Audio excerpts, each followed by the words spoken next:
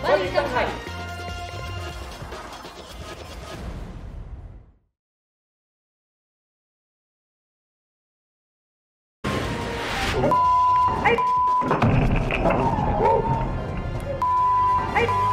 Hindi nakaiwas sa karambola ang sasakyang yan habang binabagtas ang isang kalsada sa Rosario, Batangas. Sa bilis ng pangyayari, nagdikit-dikit ang mga sasakyan. Ang dahilan ng karambola, ihahatid namin maya-maya lang. Dahil umano sa napabayaang kandila, nagkasunog sa isang residential area sa San Andres, Maynila. Nasa 30 pamilya ang nasunugan, kabilang ang kapitan ng barangay. Ang mainit na balita hatid ni Jomar Presto. Sunog ang gumising sa mga residente ng Barangay 753 sa San Andres, Maynila. Bigla kasing sumiklab ang apoy sa ilang bahay sa bahagi ng Arellano Avenue pasado alas 5 ng madaling araw kanina. Kabilang sa mga nasunugan ang mismong kapitan ng barangay. Natutulog kami ng mag-anak ko. Bigla na lang nagkakagulo sila. Hindi ko na alam kung ano nangyari. Paglabas ko, suffocate na kami. Inilabas na lang namin mga sarili namin. Wala na kaming ala ko nga, hindi na kami makakalabas eh. Wala na raw silang kahit anong gamit na naisalba. Ang ginawa namin, inilabas na namin lahat, pati lahat na nakatira, inuna na namin buhay, maging mga alaga ng aso nila. Kaso talagang hindi na kaya ng fire extinguisher namin, naubos na bawat kanto na fire extinguisher, ginamit lahat. Masyadong mataas sa taas nagsimula sa 3rd floor. Hinala ng mga residente, napabaya ang kandila ang dahilan ng sunog dahil may ilang bahay daw ang walang kuryente kanina. Ayon sa Bureau of Fire Protection, dikit-dikit ang mga bahay kaya mabilis kumalat ang apoy. Tumagal ng halos 2 oras ang sunog bago naapula, mag-aalas 7 ng umaga. Una-unang napapansin po namin kanina, yung ang hirap po dito, yung daanan po. Sobrang makitid po yung mga daanan po at saka yung mga bumbero po namin kanina, kailangan pumasok pa sa loob ng bahay, umakyat sa bubong ng bahay para maapula po yung sunog. Isa din daw sa naging hamon sa BFP ang mga live wire dahil hindi agad naputol ang linya ng kuryente na naging panganib pa sa mga bumbero. Tinatayang aabot sa 30 pamilya ang apektado ng sunog. Wala naman daw napaulat na sugatan. Patuloy pa ang investigasyon kung magkano ang halaga ng pinsala sa ari-arian at kung ano ang pinagmulan ng apoy. Paigtingin po natin sobrang ang dobling pag-iingat po lalo na po sa sobrang init po ng panahon ngayon. Kung halimbawa po ay tayo po nawalan ng kuryente at gagamit po tayo ng kandila, tsakin po natin yung mga kandila na yun ay ating bantayan, patayin bago umalis ng bahay at ilayo po sa bintana o kaya ilayo po sa mga bagay na madaling masunog. Jomer Apresto nagbabalita para sa GMA Integrated News. Nakapagtala ng H5N1 avian influenza o bird flu outbreak sa isang poultry farm sa Leyte. Ayon sa World Organization for Animal Health, mahigit 4,000 sa mahigit 60,000 na manok sa naturang farm ang namatay base sa ulat ng mga otoridad doon. Ang farm malapit daw sa isang ilog at palagi ang pinupuntahan ng mga wild na ibon na posibleng pinagmulan ng virus. Karaniwang dala ng mga nagmamigrate na ibon ng bird flu at nakukuha ang virus mula sa kanilang dumi. Wala pang pahayag ang Department of Agriculture kaugnay niyan. Nitong Enero, nagpatupad ng poultry ban ng DA mula sa mga bansang may bird flu outbreak gaya ng Japan, Belgium at France.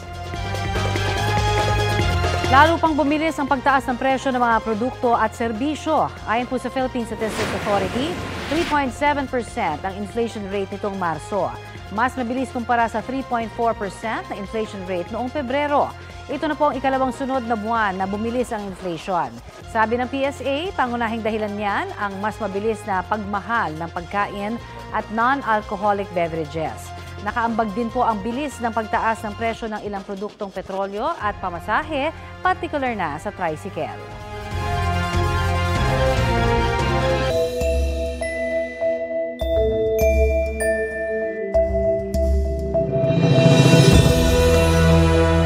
Nalulugi na raw ang ilang nag-aalaga ng alimango sa Zamboanga City.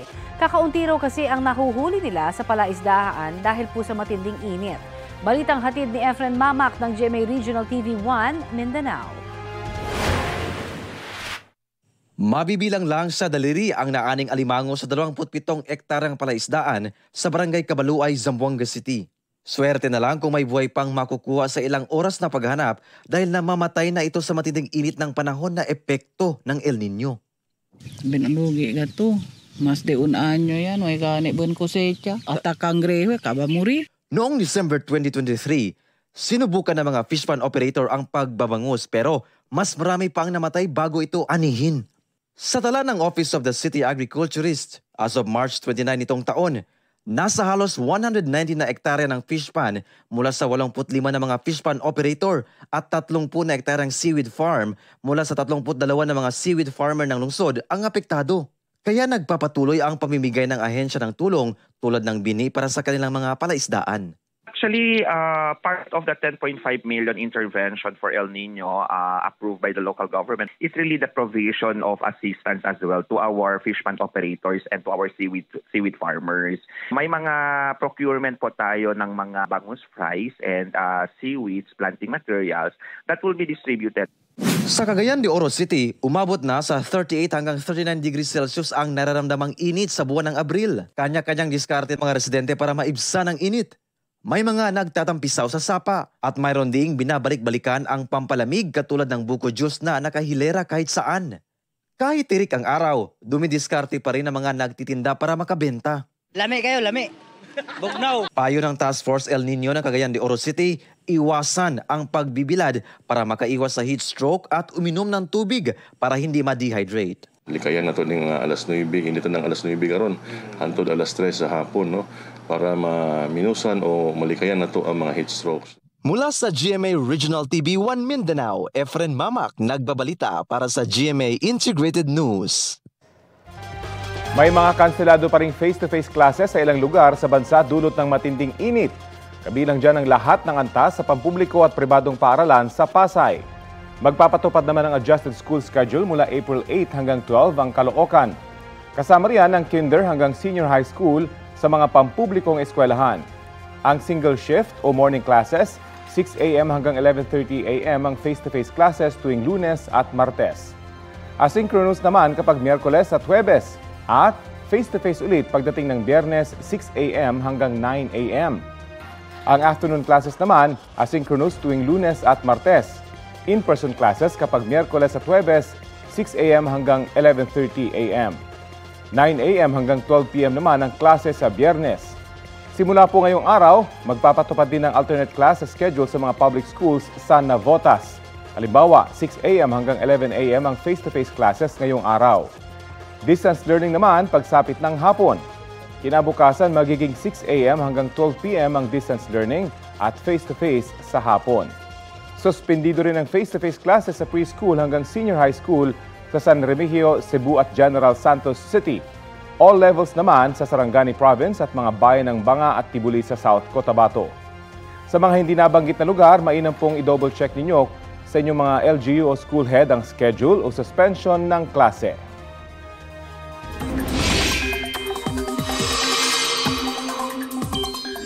Mga kapuso, may binabantayan pong low-pressure area sa labas ng Philippine Area of Responsibility. Namataan po yan ng Pag-asa, 645 kilometers south-southeast ng General Santos City. Mababa naman daw ang tsansa nitong pumasok sa PAR at maging isang bagyo. Sa kabila po niyan, apektado ng trough o extension ng LPA ang ilang bahagi ng ating bansa. Umiiral pa rin kasi ang ridge ng high-pressure area sa eastern section ng Northern Luzon. Sa mga susunod na oras, asahan po ang pag-uulan sa ilang bahagi ng Northern at Southern Luzon, Visayas at Mindanao. Base po yan sa rainfall forecast ng Metro Weather. Posible ang heavy rains na maaaring magdulot ng baha o landslide. Bukas, magiging malawakan ang pag-uulan sa Mindanao, lalo na po sa may bandang hapon. Asahan po ang heavy to intense rain sa ilang lugar. Huhupa naman ang ulan sa darating na linggo. Halos buong bansa po ang makararanas muli ng maayos na panahon. Mababa rin po ang tsansa ng ulan dito sa Metro Manila ngayong weekend. Ngayong pong araw, posibleng umabot sa 43 degrees Celsius ang heat index sa Tuguegarao, Cagayan at Aborlan, Palawan. 42 degrees Celsius naman sa San Jose Occidental, Mindoro, Puerto Princesa, Palawan, Dumangas, Iloilo at Catarman, Northern Samar.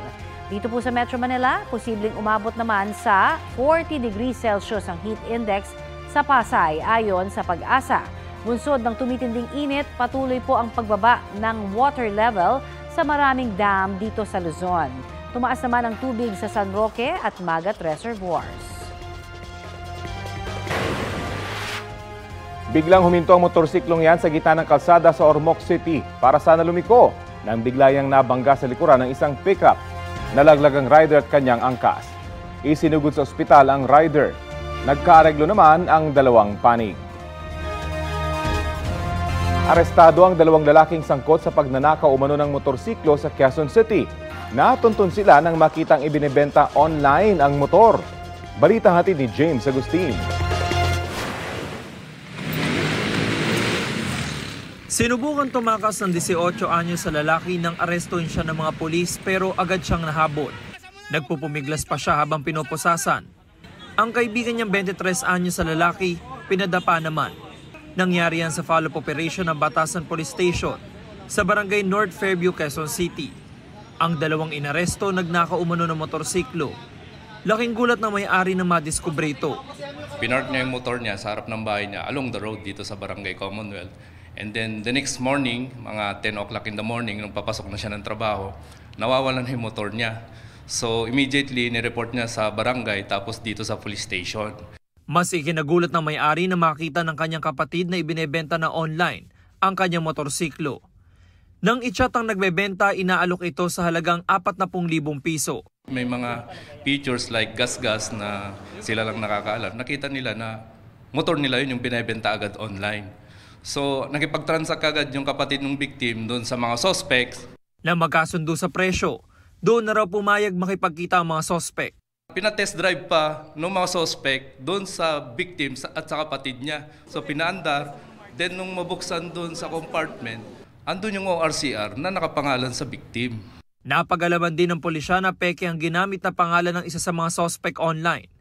Nasampahan ng magkaibigan ng reklamong paglabag sa New Anti-Carnapping Act of 2016. No comment po. No comment po, ma'am. Iniimsigan pa ng QCPD kung may iba pang nabiktima ang mga suspect. James Agustin, nagbabalita para sa GMA Integrated News. Abiso sa mga motorista tungkol po sa road repair sa ilang major road sa Kabaynilaan. Sa bahagi po ng EDSA Mandaluyong northbound, may road repair sa bandang Pioneer Avenue simula mamayang alas 11 ng gabi at tatagal hanggang alas 5 ng madaling araw sa Lunes, April 8. Target po ng DPWH na maayos ang mga nasirang pavement. Sa Rojas Boulevard naman, nasakop ng Maynila at Pasay area pa northbound, may ongoing road repair ang DPWH na tatagal ng 150 days. Ngayon pong araw naman, hanggang April 30 ang gagawing reblocking sa south at northbound lanes na papasok ng Rojas Boulevard flyover. Partially closed din po simula ngayong araw ang eastbound at westbound ng R. Magsaysay Boulevard malapit sa Pureza sa Maynila. Para po yan sa drainage construction, natatagal naman hanggang sa August 31.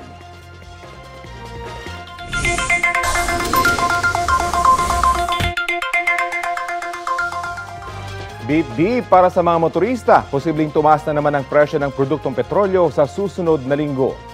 Sa pagtataya ng Department of Energy, batay sa 4-day trading, posibleng madagdagan ng hanggang 1 peso and 20 centavos ang kada litro ng gasolina. Hanggang 1 peso and 40 centavos naman ang itataas sa diesel. At hanggang 1 peso and 30 centavos naman ang dagdag sa kerosene. Kabilang sa mga nakaapekto rito ang kaguluhan sa Middle East, partikular ang giyera ng Israel at Hamas, pati ng pag-atake ng Ukraine sa oil refineries ng Russia. May isang araw pa ng trading sa world market kaya baka madagdagan o mabawasan pa ang inaasahang price hike.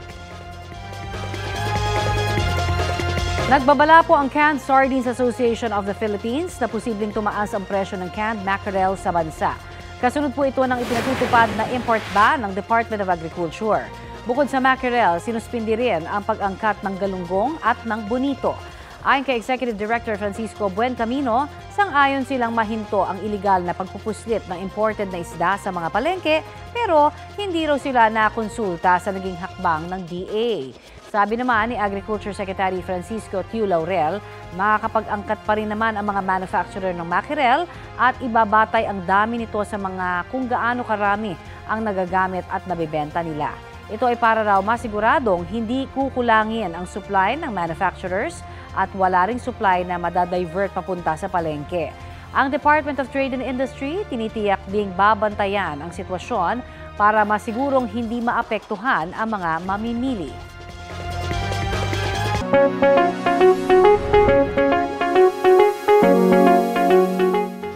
Kakibat po ng sobrang init na panahon ang pagkakaroon ng balingoy-ngoy o pagno-nosebleed.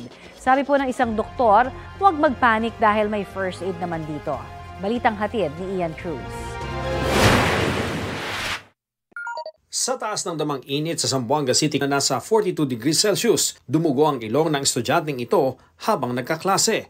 Sabi ng isang doktor, karaniwan ng nosebleed kapag mainit ang panahon. Hypertension, nagkukos din. Sometimes it will cause nose bleeding, especially kung sobrang sudden increase ng blood pressure. Ayon sa Department of Health, nauuwi sa balingoy-ngoy o nosebleed ang pagputok ng maliit na ugat sa ilong. Bagamat nakakatakot tingnan, kalimitan daw sa pagdurugo ng ilong ay di mapanganib. Huwag magpanik at gawin ng first aid para riyan. Lagyan ng pressure ang ilong. Pressure lang. Tatakpan yung ilong, itataas ng konti para hindi magtuloy-tuloy yung pagdurugo. Nakatingala ka lang kung ilang minutes. Pwede natin lagyan dun ice sa ibabaw ng ilong. Para iwas nosebleed, huwag magbabad sa init. Iwasan lang masyadong maglaro sa labas. Direct sunlight, yung mga bata, syempre hindi natin maiwasan na naglalaro sa labas ng paaralan. Dalasan ang pag-inom ng tubig. Increase fluid intake, tapos the regular vitamins may help, and the usual water therapy lang ang kailangan para sa mga bata natin.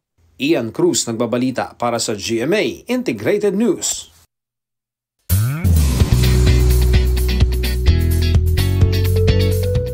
Thank God it's Friday na mga mare at pare! Ready nang magpakilig at magpasaya ang Kapuso Stars na magtatanghal para sa Sparkle Goes to Canada. Sa kanilang practice all-out sina Julian San Jose at Raver Cruz o Juliver, Ruru Madrid at Bianca Umali o Ruka, at sina Barbie Forteza at David Licauco o Barda. Kasama rin para magpasaya ang Kapuso comedian host na si Bubay. Ididirek yan ni Mr. M. Johnny Manahan. Ang first leg ng show nila ay sa Calgary ngayong araw. Sunod naman ay sa Toronto sa April 7. Bago ang event later, enjoy muna ang team na nag-post ng kanilang pictures sa snow. Ito na ang mabibilis na balita. Patay ang most wanted ng Cordillera Region matapos umanong manlaban sa mga umaarestong pulis sa Lagayan, Abra. Ayon sa mga otoridad, naglabas umano ng baril ang akusado at tinutukan ng mga pulis. Dahil nakaramdam ng panganib, pinaputukan ng mga pulis ang akusado. Natamaan siya sa leeg. May kaso siyang murder, attempted murder at 2 frustrated murder. Ayon sa kaanak, pinapahiyaw na nila ang akusado na sumuko pero ayaw niya dahil wala raw siyang kasalanan. Patay ang isang lalaki matapos malunod sa Kanumantag River sa Barugo, Leyte. Agad na rumisponde ang mga otoridad matapos matanggap ang report. Sinubukan pa siyang i-CPR ng isang nurse. Ayon sa misis, nakasanayan na ng kanyang mister na manguha ng mga kabibe sa ilog tuwing umaga. Patuloy ang investigasyon sa insidente. Kita po sa loob ng Lipa City Public Market sa Batangas, ang babaeng yan na tila namimili. May hawak siyang pera habang kinakausap ang noy abalang bantay sa tindahan. Maya-maya, ayun, inilagay na niya ang pera sa bag. Kahit walang ibinigay na bayad, humingi umano ang babae ng sukli. Nakaalis na po ang babae nang maalala ng bantay na wala siyang ibinayad. Abiso po ng pamunuan ng palengke sa mga nagtitinda, mag-ingat sa ganitong modus. Mabibilis na balita po tayo. Arestado ang isang lalaki matapos umanong manuntok ng isang habal-habal rider sa Tondo, Maynila. Ayon sa mga pulis, sinita ng rider ang lalaki dahil malikot daw ito habang nasa biyahe. Nanuntok at nanutok pa raw ng sumpak ang suspect na nakainom umano. Nagsumbong ang rider sa pulis kaya nahuli ang suspect at na-recover ang sumpak. Desididong magsampa ng reklamo ang rider sa suspect na tumanggi magbigay ng pahayag.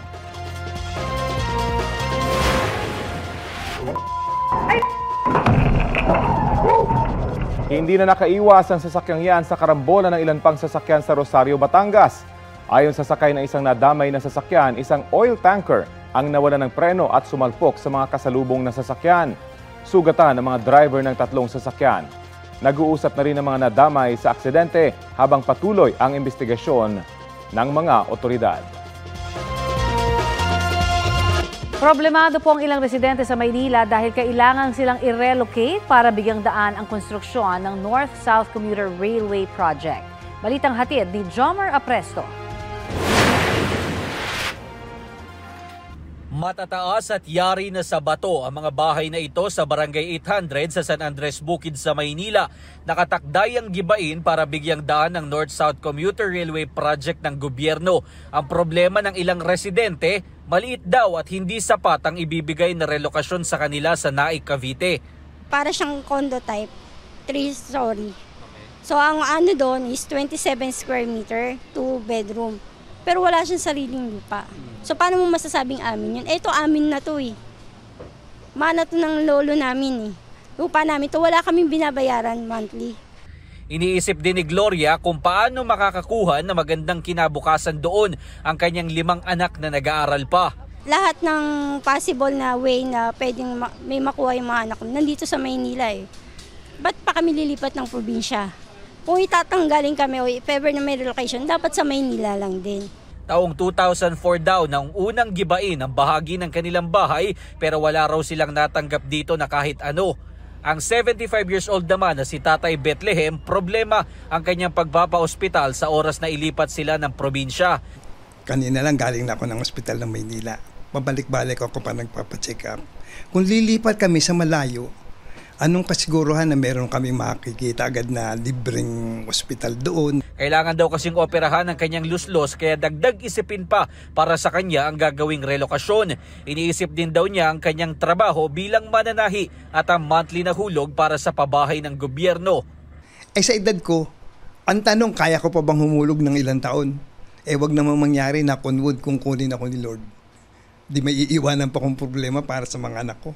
Sabi ng barangay, nasa mahigit 100 pamilya sa kanila ang apektado ng proyekto ng DOTR. Wala pa namang schedule sa pag-iba sa mga bahay pero posible na raw lagyan ng mga bakod ang lugar bago matapos ang second quarter ng 2024. Sa ngayon ay may markings nang inilagay ang DOTR para sa mga maaapektuhang bahay. Jomer Apresto, nagbabalita para sa GMA Integrated News. Sinabi ng Metro Manila Development Authority o MMDA na hindi sa lahat ng pagkakataon ay papayagan ng mga ambulansya sa EDSA busway.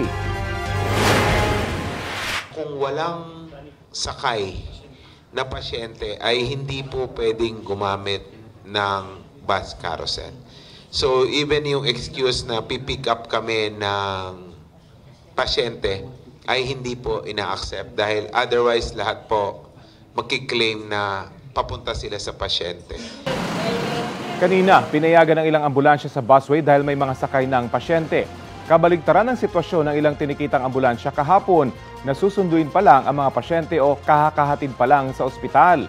Batay sa guidelines ng Department of Transportation, maaaring dumaan sa EDSA busway ang mga on-duty emergency vehicle tulad ng ambulansya, fire truck at mga sasakyan ng PNP.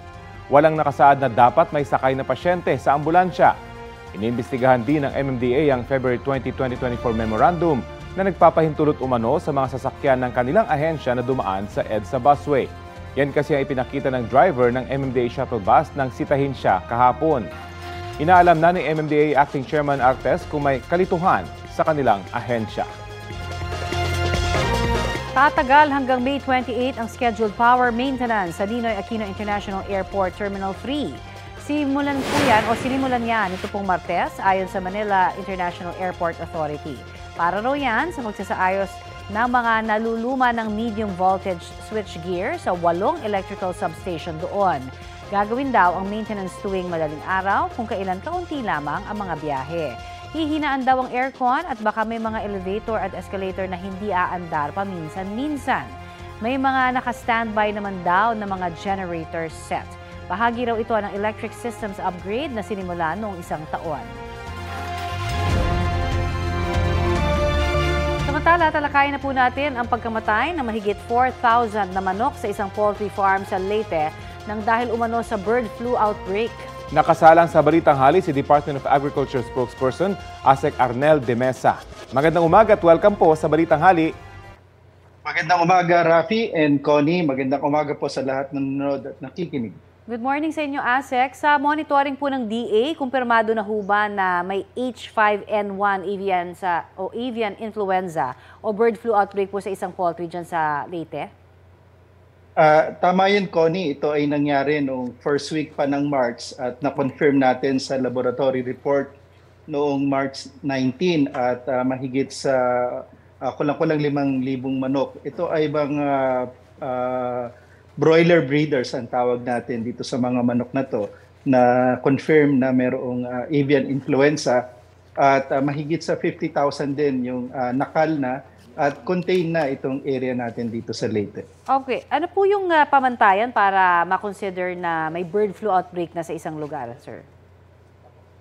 Ito ay ordinary case lang kasi dahil nandito na yung virus sa atin, ito ay ordinary case lang at not necessarily an outbreak kasi na-contain naman agad yung particular na area dahil ano pa to, March 9 pa nagsimula at na-confirm natin sa laboratory agad-agad at ito naman ay na-contain na, nailibing na rin yung mga namatay at yung kinal pa natin almost 60,000 all in all yung lahat ng birds na namatay at kinal natin dito sa area na ito.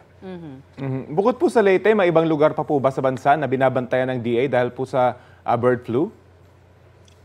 Yung ni-report natin sa World Organization for Animal Health, kasama na rito yung 2 lugar sa Candaba at dito sa Tabuk sa Kalinga. Ito yung mga huling cases na na-report natin na nagkaroon ng positive cases ng avian influenza. Bakit po hindi inanunsyo itong nangyari dyan sa Leyte? Although na-contain na ngayon, pero locally ho ba inanunsyo para maabisuhan yung mga nag-aalaga ng manok doon sa area? Na-report po ito. Ito pong lumabas na huling balita sa Reuters ay lahat po ng cases na nare-report at na-confirm po sa atin ay nire-report din natin po officially sa World Organization for Animal Health at nito lang po rin nila na-confirm or nilabas ng WOH yung kanilang official report din. So, pero sa matagal na po ito na na-report natin. Okay. Ano naman po yung nakikita niyong epekto ng napakainit na panahon sa presyo at supply po ng poultry products sa bansa? Marami naman doon sa operators natin ay merong mga tinatawag natin na tunnel ventilation at saka mga ventilation. Ang problema lang doon sa mga medyo maliliit na farms natin. Pero speaking doon sa production natin, ay maganda pa rin ang ating production ng broiler at saka ng mga itlog natin doon sa ating mga layer industry. May mga pagkakataon lang na medyo lumiliit ang itlog dahil nga sa sobrang init ng panahon. Pero in terms of productivity at supply ng manok at itlog ay okay pa naman tayo. In fact, yung presyo ng itlog ngayon ay mas mababa ng piso kumpara nung nakaraang buwan. 8 pesos yun. Ngayon ay nasa 7 pesos yung prevailing prices ng itlog. Well, that's good to hear. Maraming salamat po sa oras na ibinahagi niyo po sa Balitang Hali. Maraming salamat din po. Mabuhay kayo, Rafi and Connie. Si ASEC Arnel de Mesa ng DA.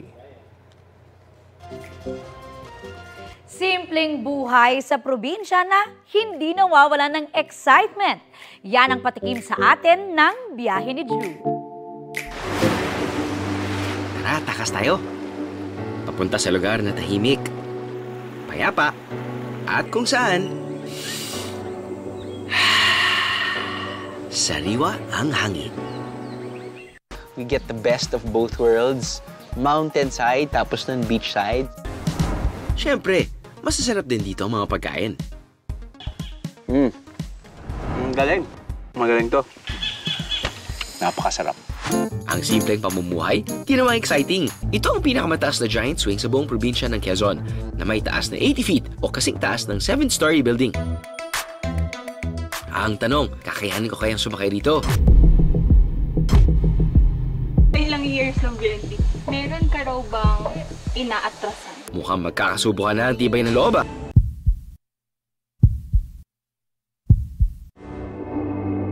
gaano nyo katagal kakayanin pigilin ang inyong hininga sa ilalim ng tubig? Ang hanap buhay at libangan ng isang spero, literal na makapigil hininga. Balikan natin na ang buhay ng kahapon na mararanasan pa rin dito magpahanggang ngayon. Tayo na at mag-simple life vacation sa Quezon.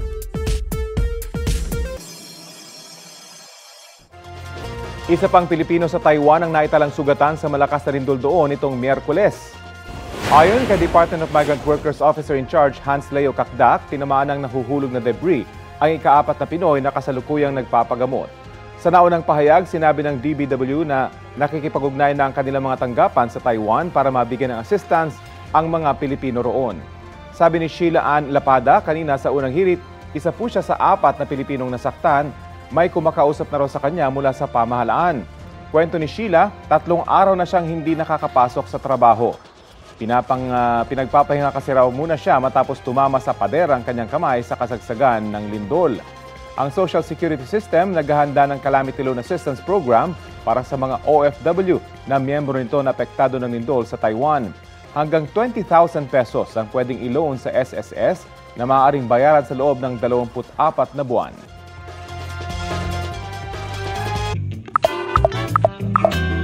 Nais daw ni Pangulong Bongbong Marcos na magkaroon ng komprehensibong plano kaugnay po sa problema ng traffic sa Pilipinas. Ayon kay NEDO Secretary Arsenio Balisacan, sinabi ng Pangulo sa kanilang cabinet meeting nitong Miyerkules na ayaw na niya sa tagpi-tagping solusyon para sa traffic. Ipinag-utos daw ng Pangulo na magpasa ng rekomendasyon ang bawat ahensya kaugnay rito. Sabi ni Balisacan, magandang tingnan ang intermodal transport system sa pagpaplano para sa transport system ng Pilipinas. Sa isang pag-aaral noong 2020, lumalabas na halos 5 bilyong piso kada araw ang nasasayang ng Pilipinas dahil sa traffic. Maaari pa yang umakyat na mahigit 9 bilyong piso sa 2027 kung hindi po masusolusyonan ang traffic. Weekday o weekend, umaga o gabi, naku, wala na ho yatang pinipiling oras ang traffic. Kaya nga, Iba lalo na dito po sa Metro Manila. Nakaka-bad trip na nga, lalo na sa mga may long trip. Kaya ang tanong natin ngayon, ang sabi mong posibleng solusyon sa traffic problem ng bansa? Para po kay Royce Sarmiento, better technology ang solusyon. Baka panahon na rin daw na i-decentralize ang Metro Manila o maglagay ng business centers sa labas ng NCR. Ang suggestion naman ni Larry Correc, disiplina. Kailangan lang na huwag maging pasaway ang mga motorista sa kalsada. Mungkahin naman ni Jacob Aristain, bawasan ng mga pribadong sasakyan, alisin ang provincial rate sa sahod at dagdagan ng trabaho sa probinsya para hindi na kailangan lumuwas ng mga tao papunta sa NCR. Para naman kay EAE Haru, more quality roads, bypass, underpass at pag-i-improve po ng public transport. Nako, ang magandang solusyon. Mga kapuso, makisali sa aming online talakayan sa iba't ibang issue. Kung may mga nais din po kayong maibalita sa inyong lugar, mag-PM na sa Facebook page ng Balitang Halik. Samantala, patuloy ang paghahanap po kay dating Bureau of Corrections Chief Gerald Bantag na wanted para sa pagpatay sa broadcaster na si Percy Lapid at sa middleman umano sa krimen na si Cristito Villamor Palania. May ulat on the spot si John Consulta. John? Rafi, Tony, sabay mas nilakay ng mga ahente ng NBI ang 2 bahay sa Santa Rosa, Laguna at Caloocan City para isilbi ang warrant of arrest kay dating Bureau of Corrections Director General Gerald Bantag. Sa bahay na ito, Rafi, Tony, sa Laguna ay kailangan pa ng NBI na gumamit ng maso para mabuksan ang front door para maingat na mapasok ang bahay. Pagkalipas ng ilang minuto paghanap, idiniperang walang tao sa loob ng bahay. Pero may nakitang 7 bala ng 9mm at isang resibo ng isang fast food chain na may petsang April 2. Caloocan naman na Rafi Cody, wala rin inabutan ang sumalakay na team ng NBI. Pero doon nakita ang ilan sa mga gamit ni Bantag, tulad ng frame ng isang carbine, ng isang kalibre ng baril at sa kanyang mga personal effect. Ayon kay NBI NCR Assistant Regional Director Joel Tamera at Regional Director Robin Vallejo, tuloy-tuloy ang kanilang paghahanap kay Bantag na may reward sa ulo na 2 milyong piso para sa kaso pagpatay sa broadcaster na si Percy Lapid noong 2022. Dati nang tinanggi ni Bantag, Rafi Cody, ang nasabing akusasyon. Yan ang linis mula sa NBI. Balik sa iyo, Rafi Cory. Maraming salamat, John Consulta. Nais paigtingin ng World Health Organization ang bakunahan at pagpigil sa iba't ibang nakakahawang sakit na kumakalat po ngayon sa bansa. May ulat on the spot si Ian Cruz. Ian? Yes, Connie, sa presto ng WHO Western Pacific Region kaugnay sa World Health Day, lumalabas na nasa 1 milyong bata sa buong rehiyon ang walang akses sa bakuna. Nakakaalarma raw ito. Kaya mahalaga ang tulong ng media para maipapatid sa publiko ang kahalagahan nito. Isa sa main concern ng WHO Western Pacific ang measles o tigdas na hindi lang sa Pilipinas may mga insidente kundi pati na rin sa Malaysia, Vietnam, Laos at iba pang bansa. Ang measles isa raw sa mga nakakahawang karamdaman. Sumulat na raw ang Regional Director na si Dr. Taya Maukyokala sa mga health ministers para i-monitor ang measles at iba pang karamdaman. Sa DARMM, sabi ni WHO representative in the Philippines, Dr. Rui Paulo de Jesus, nagtalaga na ng maraming vaccinators. Nasa 4,579 daw ang vaccinators sa buong BARM para bakunahan ang mga bata mula 6 months hanggang less than 10 years old laban sa measles at iba pang sakit. Nasa mahigit 232,000 raw ang batang nabakunahan o 17% ng target population na 1.3 million. Nabanggit din ang pertussis o whooping cough na tumataas ngayon. Upang naman sa El Nino, sabi ni Sally Edward, Coordinator ukol sa Health and Environment, iba't ibang epekto ng El Nino sa Western Pacific. May mga maulan na lugar at sa Pilipinas naman ay mainit. Ang importante daw ang kahandaan ng bansa at mag-develop ng early warning system. Sabi ni Dr. De Jesus, sa Pilipinas ang impact sa food and waterborne diseases ang kailangan bantayan. Nakikipagtulungan daw sila sa national government at LGU. Kailangan daw mapalakas ang surveillance. May test kit din daw sila na ibinibigay sa ilang LGU para ma-test nga ang tubig. Hanga din daw nila na mapatibay ang water sanitation system sa healthcare system ng ating bansa. Palabas naman ng WHO sa UN Avenue Connie, nagdaos ng kilos protesta ang grupong Health Alliance for Democracy para tutulan ang tinawag nilang foreign imposition sa mga pulisiya ng kalusugan sa ating bansa. Balisay ako na. Maraming salamat, Ian Cruz.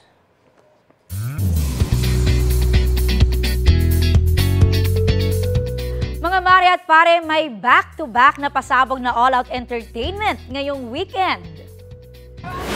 Si Kapuso comedy genius at Pepito Manaloto star Michael V ang special guest at magka-crossover sa 300 episode ng Amazing Earth. May extreme and adventurous side daw si Bitoy na mapapanood.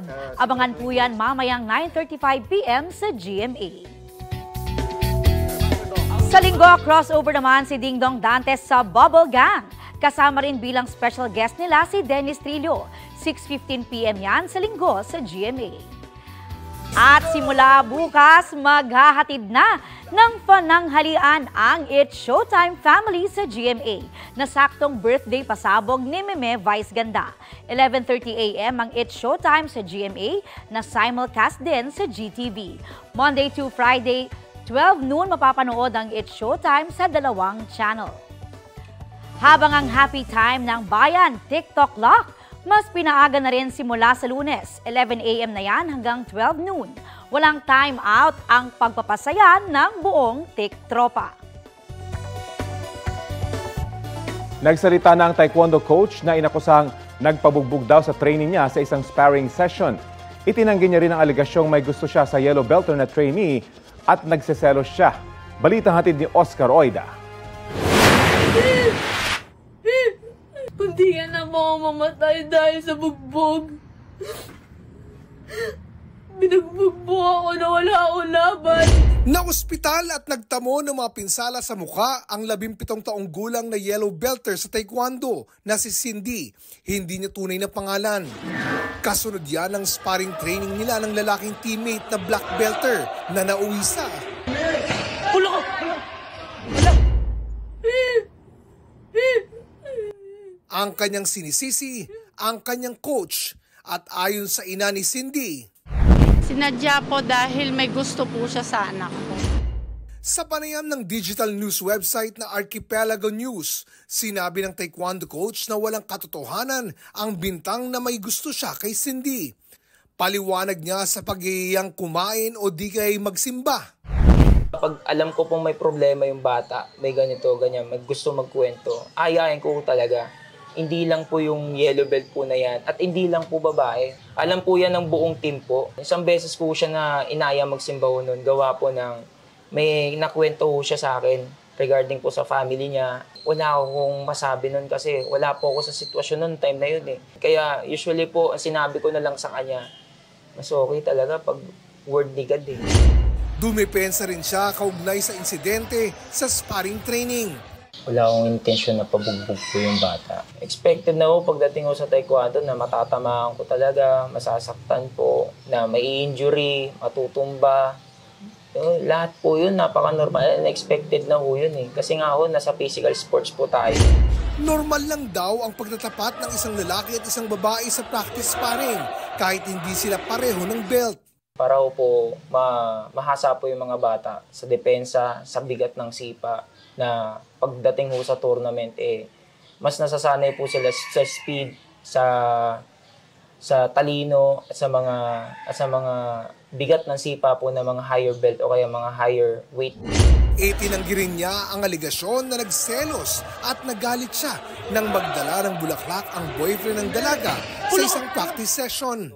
Nadiskubre raw niyang may ilang miyembro ng team na nagbulakbol noong araw na yun. Kaya pinagalitan niya ang buong team at hindi lang si Cindy. Nalulungkot ako sir kasi napanood ko yung video. Hindi siya to kako. Hindi siya to, kilala niya ako. Ang video ng practice session ni-review raw ng Philippine Taekwondo Association. Wala raw silang nakitang indikasyon na sinadya at iniutos na bugbugin ang nasabing yellow belter. Ang resulta ng kanilang pagsiyasat, hindi rin daw naiiba sa resulta ng isinagawang imbestigasyon ng Jesus is Lord Colleges Foundation Incorporated. Actually, pag titignan nyo mabuti yung video, hindi naman papunta yung sipa sa muka. It's 2 body kick. Dalawang papunta sa katawan. It's just so happy yung second kick, padulas yung bata. Kaya tumama siguro sa muka. Pero again, dun sa video na pinapanood ko, when I was watching it, hindi ko makita kung paano tumama sa muka kasi nakaharang na yung supposed to being parang nagre-referee sa kanila. Sinusubukan pa ng GMA Integrated News na makuha ang panig ng pamilya ni Cindy ukol dito. Oscar Oida, nagbabalita para sa GMA Integrated News. At ito po ang Balitang Hali, bahagi kami ng mas malaking misyon. Ako po si Connie Sison. Rafi Tima po. Kasama niyo rin po ako, Aubrey Carampel. Para sa mas malawak na paglilingkod sa bayan. Mula sa GMA Integrated News, ang News Authority ng Filipino.